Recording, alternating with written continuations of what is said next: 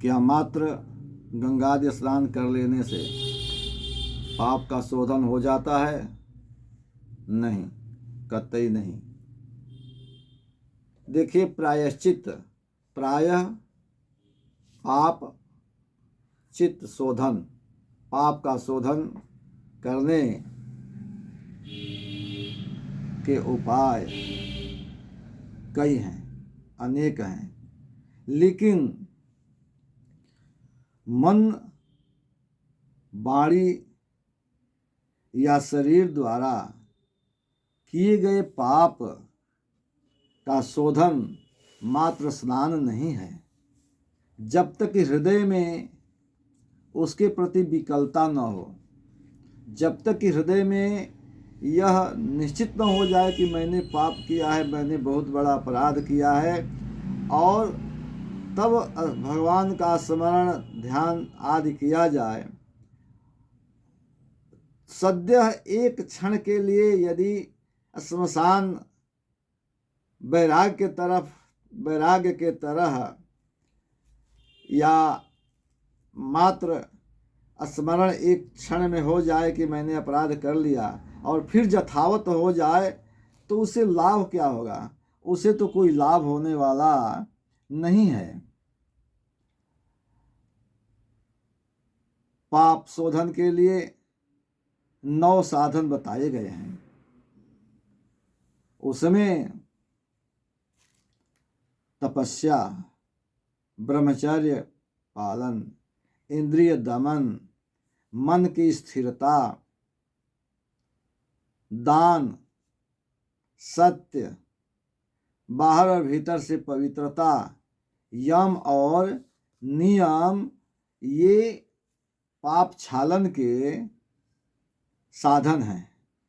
इनके द्वारा पाप का शोधन हो जाता है। अन्यथा कोई हाथी स्नान करे और तुरंत धूल आदि को लेकर अपने मस्तक पर लगा ले, ठीक उसी प्रकार से होता है। जब तक कि अंतःकरण विकल न हो जाए कि हमसे बहुत बड़ा अपराध हो गया, हमसे बड़ा अपराध हो गया, और पुनः वह अपराध न होने पावे, तभी हो सकता है।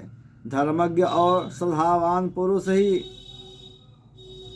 पाप शोधन के पूर्णतः अधिकारी होते हैं। सबसे बड़ा प्रायश्चित है आत्मसमर्पण, साधु संतों की सेवा और अपने पाप को न छिपाना।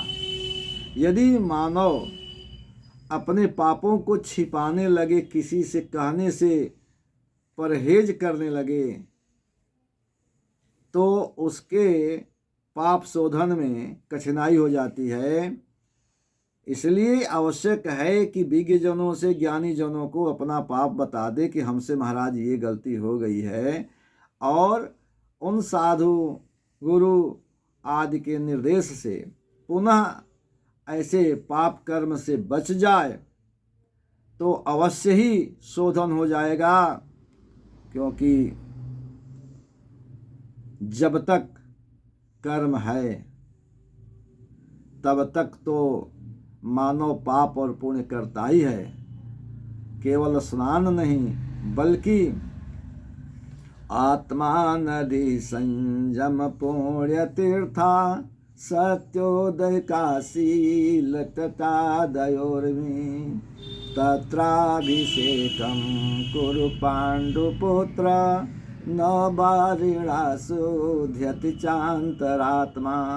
अये पांडुपुत्रों, बारिणा अंतरात्मा न शुध्यति, मात्र जल से अंतःकरण पवित्र नहीं होता है। अंतःकरण की पवित्रता के लिए आत्मा रूपी जल में स्नान कीजिए। आत्मा ही नदी है, आत्मा नदी। आत्म संयम ही पुण्य तीर्थ है। आत्मा नदी संयम पुण्य तीर्थ। उस नदी का जल क्या है? सत्य, सत्य भाषण, सत्य के मार्ग पर चलना, सत्य के रास्ते पर चलना। यह आवश्यक है। आत्मा नदी संयम पुण्य तीर्था सत्योदका शील चटादयोर्मी विनम्रता नम्रता आदि ही उसका किनारा है। जिस नदी